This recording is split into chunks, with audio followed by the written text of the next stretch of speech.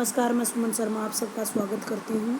केदारनाथ सिंह के जीवन परिचय तथा उनकी कविता बनारस का सारांश लेकर आपके साथ। सबसे पहले बात करते हैं ये इनका हिंदी साहित्य में क्या स्थान था। हिंदी साहित्य में अज्ञे द्वारा संपादित तीसरे सप्तक के प्रमुख कवि रहे हैं। इनका जन्म 1934 में उत्तर प्रदेश के बलिया के चकिया गांव में हुआ है। उन्होंने अपनी शिक्षा वाराणसी से यानी प्रथम वर्ष से लेकर पीएचडी तक की शिक्षा वाराणसी से की है। इनका विषय रहा है प्रकृति पर, यानी वर्ण विषय जो ज़्यादातर प्रकृति के ऊपर रहा है। 1976 में जेएनयू में भारतीय भाषा केंद्र में नियुक्ति इन्हें मिली। 2018 में इनका निधन हुआ है। इनकी प्रसिद्ध 5 काव्य संग्रह हैं जो इस प्रकार से हैं।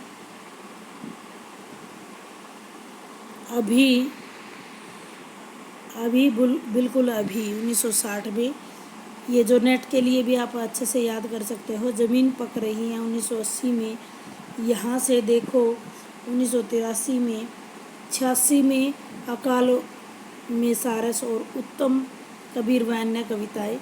पत्रिकाएं हमारी पीढ़ी जो नियतकालीन थी, साखी पत्रिका, और 2013 में ज्ञानपीठ पुरस्कार मिला उन्हें उनके संपूर्ण साहित्य के ऊपर।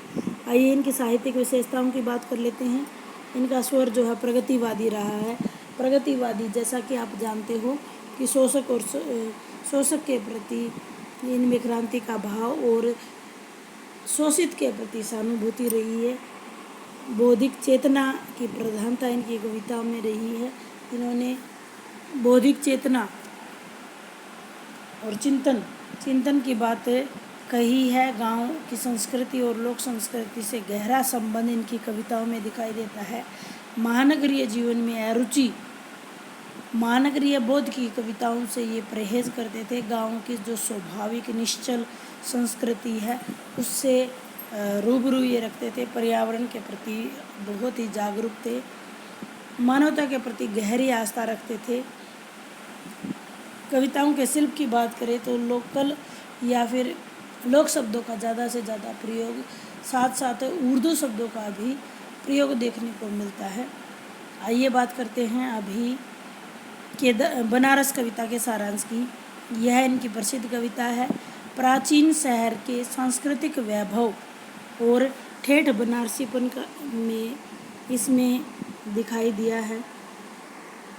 शिव की नगरी और गंगा से जुड़ी हुई विशिष्ट जो आस्था का केंद्र है उसको उन्होंने स्पष्ट करने की कोशिश की है।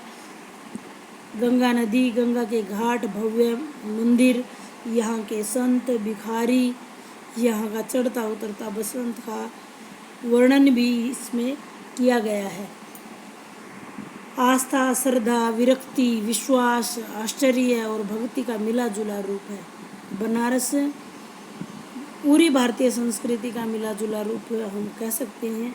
यहाँ प्राचीनता, आध्यात्मिक भव्यता और आधुनिकता का समाहार या समन्वय भी इसको हम कह सकते हैं। यह कविता बनारस के पुराने रहस्यों को खोलती है और इस शहर की व्याख्या करती नजर आती है। एक ओर यह आस्था का द्वीप है तो दूसरी ओर यहाँ कभी हवन और दीपकों का प्रकाश है तो कभी न बुझने वाली चिताओं की अग्नि भी इसी शहर में दिखाई देती है। इस प्रकार से इस शहर के आरती का वर्णन, इस शहर के घाटों का वर्णन और आस्था और विश्वास का सम्मिश्रण, श्रद्धा, आश्चर्य और भक्ति का मिला जुला रूप इसमें दिखाई देता है। छोटे से वीडियो के माध्यम से मैं समझती हूँ जानकारी आपको अच्छी लगी होगी। धन्यवाद।